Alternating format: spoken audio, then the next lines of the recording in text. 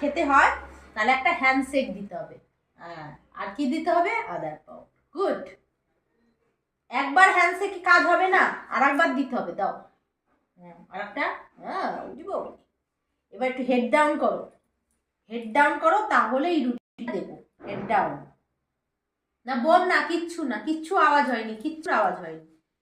বসো, head down করো, head down, head down করো। তুমি তো সব কথা শোনো। হেড ডাউন, হেড ডাউন করো। দেখছি তুমি পড়াশোনাগুলো সব ভুলে গেছো, না এখনো মনে আছে?